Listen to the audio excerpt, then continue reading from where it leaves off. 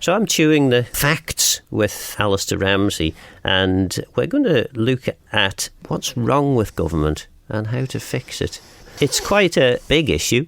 It's certainly something that I think most people in the Isle of Man would have a view on. Those people who have served in government will say, well, actually, it's not as badly broken as you might think. They would suggest that public expectation is too high. But there are clearly things that need to be fixed in government. Would you agree? Yes, and I think the public always naturally tend to notice the very visible manifestations of what is taken to be government incompetence. I mean, the classic at the moment is Douglas Prom, and it is always poor old DOI that seems to be the eastern front of the Manx government, really. But the wider issues as to what's happening and what's going wrong, if things are going wrong, but I don't think we ever get to the bottom of it, really. Yes, and I think the other quite interesting element for me is perhaps over the last 10, 15, maybe even 20 years, there's been hardly any significant constitutional reform since the ministerial government was brought in. The old boards system was scrapped.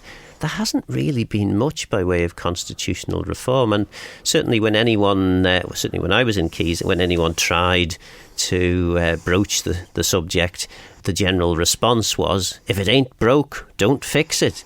And that's to assume that it ain't broke. Yes. And the assumption is made, despite numbers turning out at election to vote dropping quite significantly, despite every election. I think I haven't heard it this time, so maybe it's not. Maybe this government's got away with it.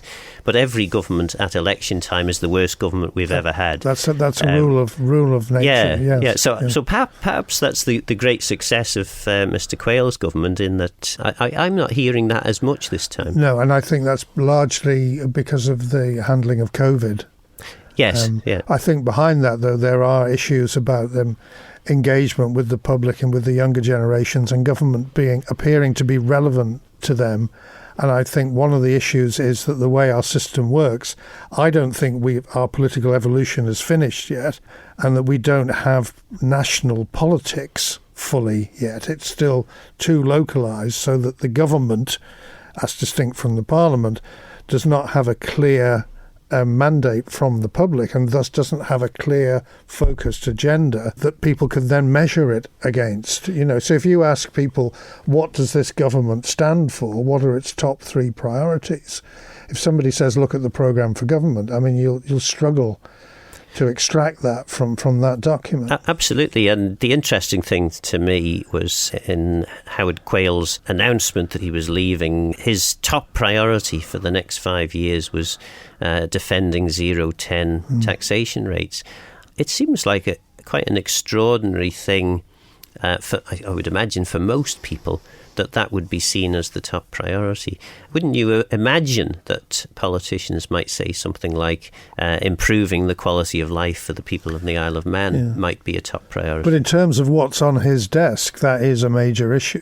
Yeah, and it's one of those important issues that people don't see the importance of. But that's one of the challenges for politicians, is dealing with all the big boring stuff and translating its relevance to the person in the street, and that's a real skill.